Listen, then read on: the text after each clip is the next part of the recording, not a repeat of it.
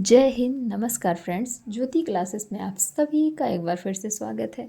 Friends, जैसा कि आप सभी को पता है, हमारी जो होम साइंस की सीरीज चल रही है क्लास 6 to 12, उसको हमने कंटिन्यू रखा है और उसमें अभी तक हमने हमारी जो क्लास 6 की बुक थी उसको कंप्लीट कर लिया है। साथ ही साथ हम पढ़ रहे हैं हमारी क्लास 7 की बुक, और क्लास 7 की बुक भी हमारी ऑलमोस्ट कंप्लीट होने वाली, क्योंकि उसमें भी हमने हमारा जो चैप्टर 14 था क्लास 7 में वहाँ तक कंप्लीट कर लिया है।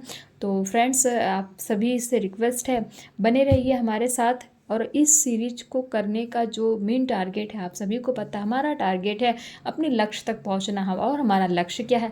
हमारा लक्ष्य है हमारा सिलेबस, क्योंकि हम अगर एक बार अपना सिलेबस कंप्लीट कर लेते हैं होम साइंस का, यानी कि क्लास 6 से लेकर 12 तक की बुक को अच्छे से रीड कर डालते हैं, उसके बाद कहीं पे भी कैसा भी एग्ज़ाम होता है, आप किसी भी एग्ज़ाम को क्रैक करने के लिए अपने आप को प्रिपेयर्ड पाएंगे।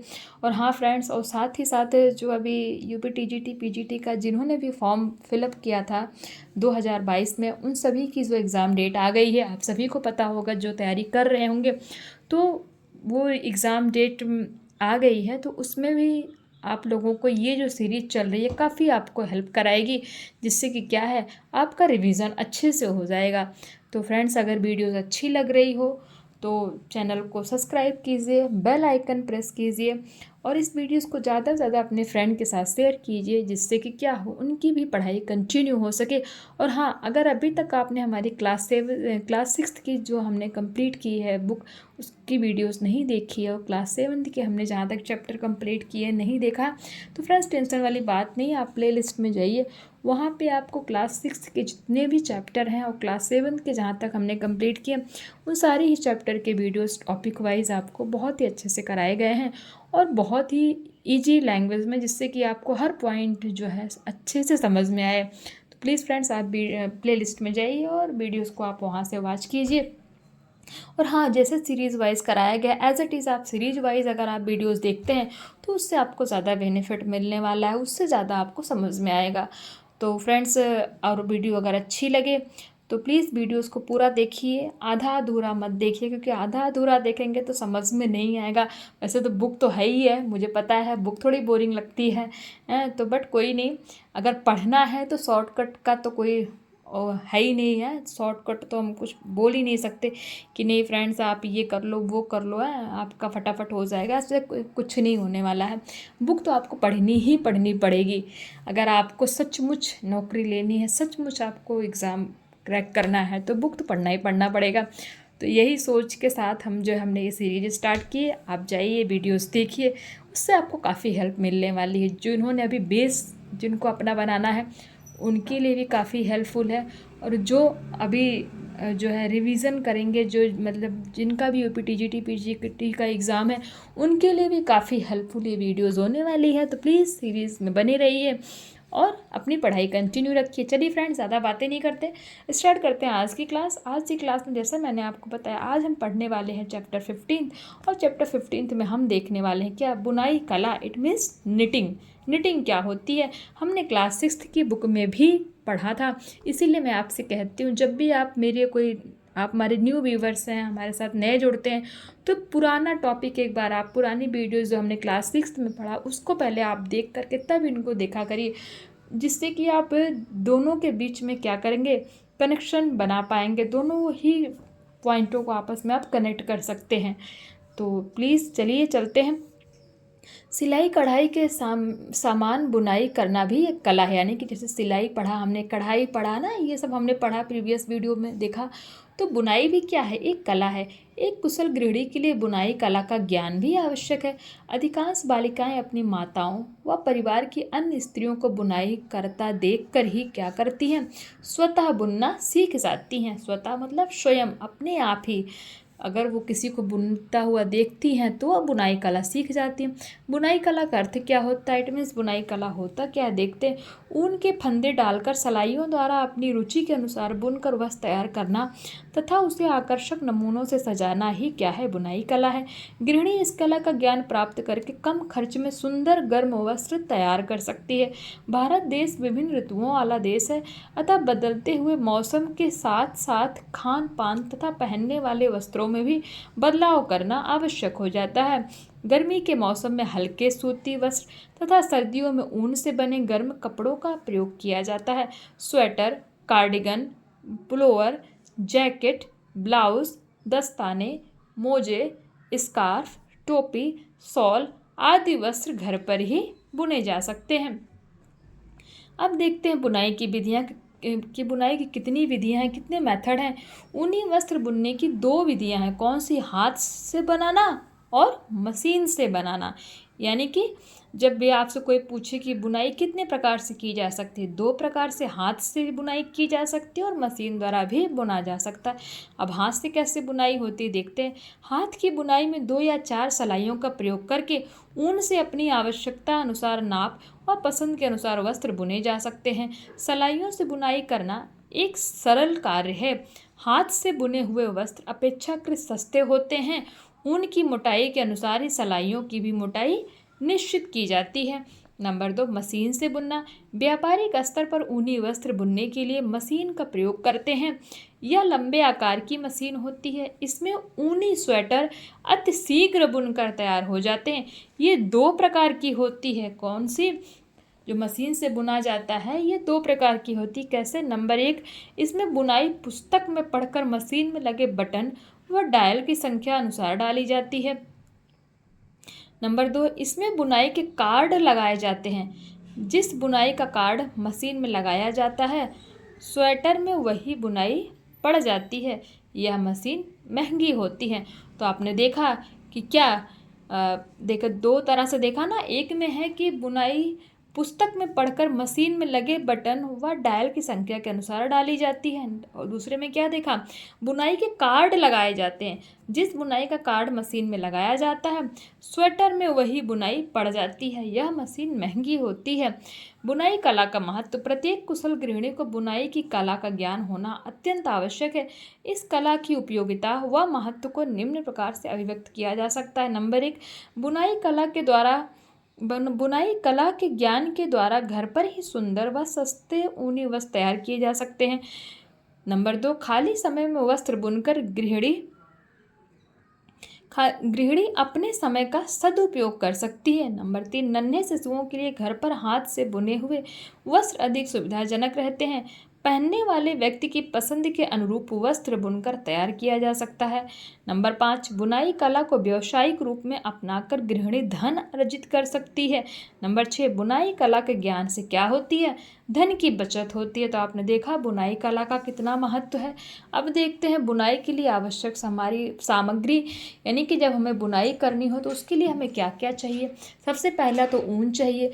बुनाई के लिए सर्वप्रथम ऊन की आवश्यकता होती है। आजकल बाजार में विभिन्न प्रकार की ऊन मिलती है, जैसे 1, 2, 3, 4, 5 सलाई की ऊन, शेड वाली ऊन, रोए या फर वाली ऊन, वेलवेट आदि। घर पर वस्त्र बुनने के लिए प्रायः 3 शेड प्लाई वाली ऊन का प्रयोग किया जाता है। नंबर 2, सलाइयाँ। ऊन को सलाइयों द्वारा बुनकर ही वस्त्र का रूप दिया जाता है। ये एल्युमिनियम, लोहे व प्लास्टिक की बनी होती हैं। क्या? सलाइयाँ एल्युमिनियम की भी होती हैं, लोहे की भी होती हैं और प्लास्टिक की भी होती हैं। सलाइयाँ पतली व मोटी कई प्रकार की होती हैं। पतली ऊन के लिए पतली और मोटी ऊन के लिए मोटी सलाई का प्रयोग किया जाता है। सलाइयाँ 4 से 14 नंबर तक होती हैं। आपसे पूछ लिया जाए सलाइयाँ कितने नंबर तक की मिलती हैं, तो 4 से 14 नंबर तक होती हैं। अधिकांश 10 व 11 नंबर की सलाइयों का प्रयोग ही अधिक किया जाता है। यानी कि जो सलाइयाँ ज़्यादा प्रयोग में आती हैं वो कितने नंबर की हैं? 10 या 11 नंबर की। इंपॉर्टेंट क्वेश्चन है ये, आते हैं आपके एग्जाम में।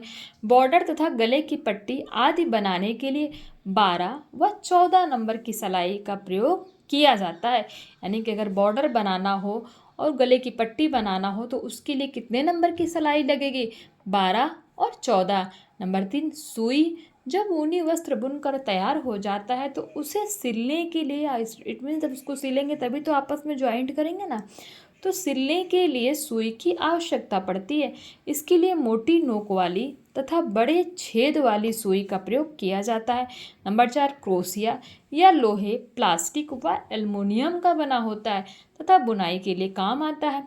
बाजार में 6 से 12 नंबर तक के क्रोशिया मिलते हैं। बारीक ऊन के लिए पतले तथा मोटी ऊन के लिए मोटे क्रोशिया का प्रयोग किया जाता है। अब देखिए यहाँ डिफरेंस क्रोशिया और सलाई में। क्रोशिया कितने से कितने नंबर तक की आती है? 4 से 14 नंबर तक की, सॉरी क्रोशिया नहीं, सलाइयों की बात हो रही है। सलाइयाँ कितने नंबर तक होती हैं? 4 से लेकर 14 नंबर तक की सलाइयाँ होती हैं। वहीं क्रोशिया 6 से 12 नंबर तक की क्रोशिया मिलती है। तो अब देखते हैं बुनाई से पूर्व सावधानियाँ। बुनाई से पहले निम्न सावधानियाँ बरतनी चाहिए। नंबर 1, ऊन का चुनाव, यानी कि जब आप बुनाई कर रहे हो तो आपको किस तरह की ऊन का चुनाव करना चाहिए, देखते हैं। ऊन का चुनाव करते समय व्यक्ति की उम्र व त्वचा के रंग का ध्यान रखना चाहिए, यानी कि जिसके लिए भी स्वेटर बनाना है, मफलर बनाना है, शॉल बनाना है, उसकी उम्र कितनी है और वो उसकी त्वचा यानी कि गोरा है, सांवला है, काला है, कैसा है, इन सब चीज़ों का क्या करना चाहिए, ध्यान रखना चाहिए। सिकुड़ने वाली ऊन का चुनाव नहीं करना चाहिए। ऊन के रंग व उसकी मोटाई का भी ध्यान रखना चाहिए। सदैव आवश्यक मात्रा से कुछ अधिक ऊन लेनी चाहिए, जिसे कम पड़ने पर दोबारा खरीदना नहीं पड़े। नंबर 2, सलाइयों का चुनाव। ऊन की मोटाई के अनुसार सलाई लेनी चाहिए। मोटी ऊन के लिए मोटी तथा पतली ऊन के लिए पतली सलाई लेनी चाहिए। सलाइयाँ अच्छी कंपनी की हों, जिससे उनका रंग ना उतरे। नंबर 3 में देखते हैं नमूनों का चुनाव, यानी कि जो सैंपल होता है ना, उनका चुनाव कैसे करना। बुनाई के लिए सदैव ऐसे नमूनों का चुनाव करना चाहिए जो देखने में सुंदर भी हो तथा आसानी से बुनी भी जा सके। वह बार बार उधेड़ने का झंझट ना हो और ऊन भी खराब ना हो। नंबर 4, हाथ की स्वच्छता। हमेशा साफ हाथों से बुनाई करनी चाहिए। गंदे हाथों से बुनने पर ऊन गंदी हो जाती है तथा उसकी चमक भी कम हो जाती है। नंबर 5, एक ही महिला द्वारा बुनाई। सदैव एक ही महिला के साथ बुनवाना चाहिए, यानी कि जब कोई स्वेटर बना रहा है तो वो एक ही महिला ही बनाए। 10 हाथों से लगने से क्या होता है, वो डिज़ाइन अलग अलग हो जाती है। अलग अलग हाथों से बुनाई करवाने से बुनाई में सफाई नहीं आती, बुनाई देखने में भी भद्दी लगती है। नंबर 6, ढीला गोला। ऊन का गोला हमेशा ढीला बनाएं। कसे हुए गोले में ऊन खिंच जाती है। तो जब भी आप बुनाई करने जा रहे हो तो आपको इन सावधानियों को बरतना चाहिए कि हमें कौन कौन सी सावधानियाँ करनी है। हमने देख लिया, क्या क्या देखा सावधानियों में। ऊन का चुनाव, सलाइयों का चुनाव, नमूनों का चुनाव, हाथ की स्वच्छता, एक ही महिला द्वारा बुनाई और ढीला गोला, यानी कि जब भी हम बुनाई कर रहे हो तो हमें इन सब चीज़ों का ध्यान रखना चाहिए। अब देखते हैं बुनाई कला के नियम और सिद्धांत। बुनाई कला के लिए कोई निश्चित सिद्धांत नहीं है, फिर भी एक सुंदर व उत्तम कोटि का वस्त्र बुनने के लिए निम्न नियमों का पालन करना चाहिए। नंबर 1, वस्त्र प्रचलित फैशन के अनुरूप ही बनाना चाहिए। बुनाई के लिए सदैव मजबूत ऊन का ही प्रयोग करना चाहिए। स्वेटर आरंभ करते समय फंदे सदैव दोहरी ऊन से ही डालने चाहिए। ऐसा करने से नीचे का सिरा जल्दी से नहीं टूटता है। नंबर 4, ऊन के अनुसार ही सलाइयों का प्रयोग करना चाहिए। नंबर 5 में देखते हैं बॉर्डर, गला तथा मुट्ठा बनाने के लिए सदैव पतली सलाइयों का ही प्रयोग करना चाहिए। नंबर 6, बुनाई ढीले हाथ से नहीं करनी चाहिए। बुनाई करते समय गांठें नहीं लगानी चाहिए। नंबर 8, ऊन पक्के रंग की ही होनी चाहिए, अन्यथा सारी मेहनत क्या हो जाएगी, व्यर्थ हो जाती है। अब देखते हैं बच्चों की टोपी बनाने के लिए आपको क्या सामग्री चाहिए। सामग्री 1.4 प्लाई को 250 ग्राम ऊन। नंबर 2, 11 नंबर की 2 सलाइयाँ। नंबर 3, फीता रिबन 2 मीटर।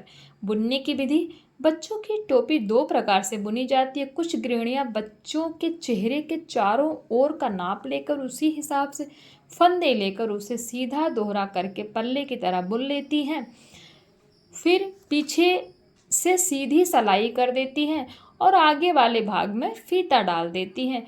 गोल टोपी बनाना, पहली सलाई, सबसे पहले सलाई में 6 फंदे डालते हैं, फिर पहली सलाई से जाली बनाते हुए सीधी बुनते हैं। जाली बनाना, पहला फंदा सीधा बुनते हैं, फिर ऊन को इस प्रकार लाते हैं जैसे उल्टा फंदा बुनने के लिए लाया जाता है।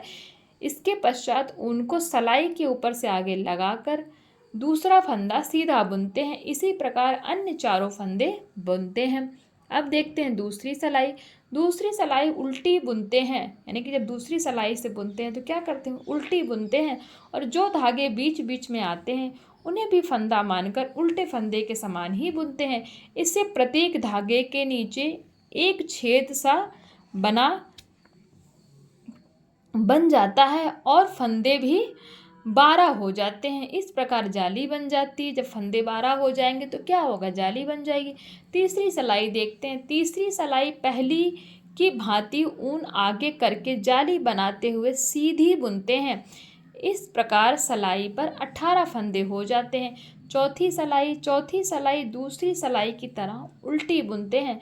पांचवी सिलाई, यह सिलाई सीधी बुनते हैं। पहला फंदा जाली बनाकर दूसरा सादा बुनते हैं, तीसरा जाली बनाकर चौथा सादा। इसी प्रकार पूरी सिलाई बुनते हैं। अब 24 फंदे हो गए। इस प्रकार आगे भी बुनते जाते हैं। इस प्रकार 90 फंदे होने के बाद प्रत्येक कली 15 फंदे की बन जाती है। अब 20 सिलाइयाँ मनपसंद डिजाइन बनाकर बुनते हैं। अब 8 सिलाइयाँ आगे का बॉर्डर बनाते हुए बुनते हैं। बॉर्डर के स्थान पर बनी हुई चौड़ी झालर भी लगाई जा सकती है। बॉर्डर शुरू करने से पहले एक सिलाई जाली की अवश्य बुन लेते हैं।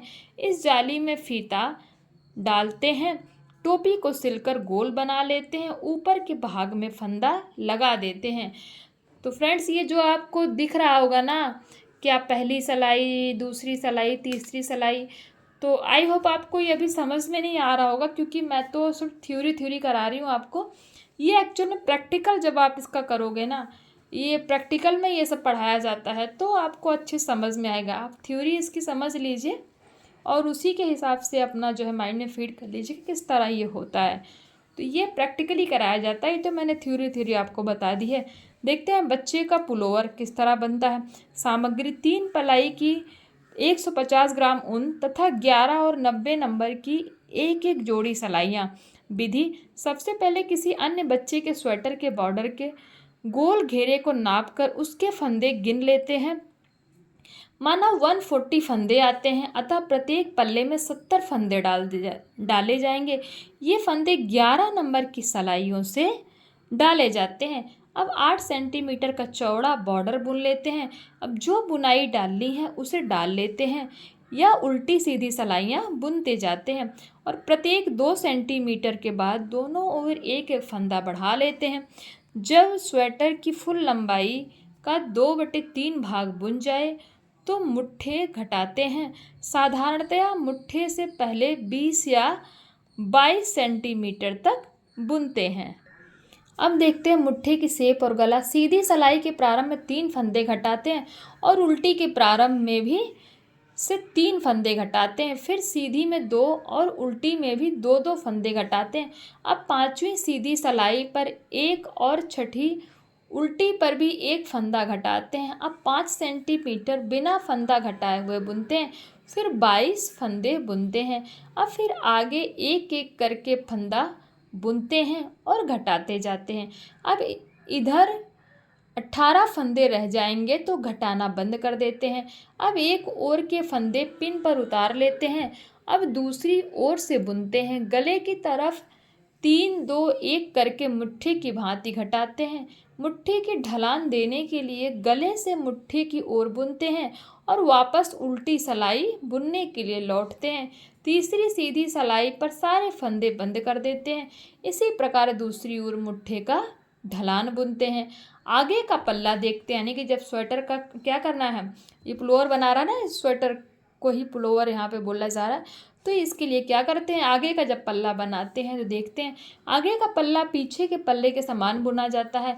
अंतर केवल गला घटाने का होता है। आगे का गला थोड़ा बहुत घटाते हैं। मुट्ठे घटाने के बाद कुल 60 सेंटीमीटर बुनते हैं।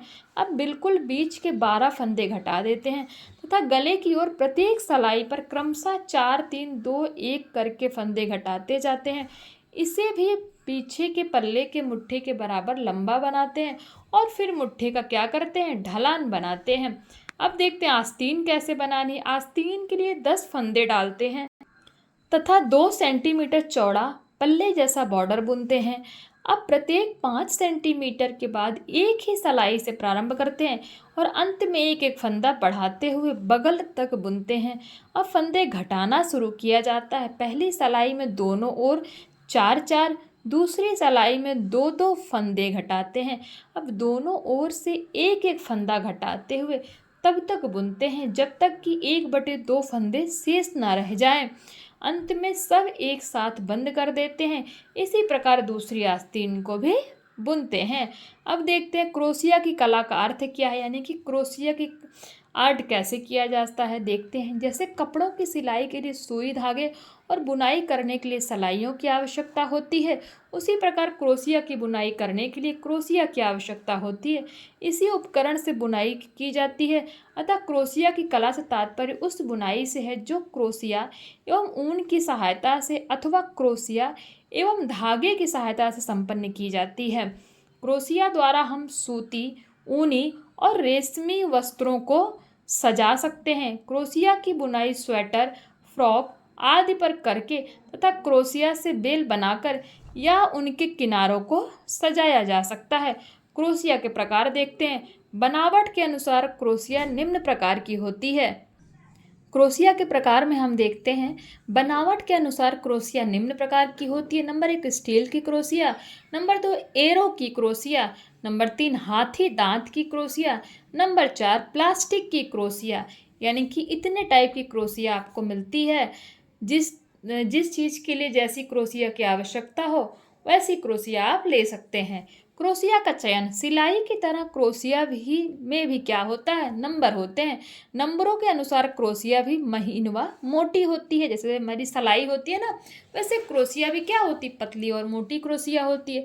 6 एवं 7 नंबर की क्रोशिया क्या होती है, महीन होती है यानी कि पतली होती है, तथा 3 एवं 4 नंबर की क्रोशिया मोटी होती है। आपको ये भी पता होना चाहिए कि जो 3 व 4 नंबर की क्रोशिया कैसी होती है, आपसे क्वेश्चन पूछा जा सकता है, वो पतली होती है या फिर मोटी होती है। तो आपका आंसर क्या होना चाहिए,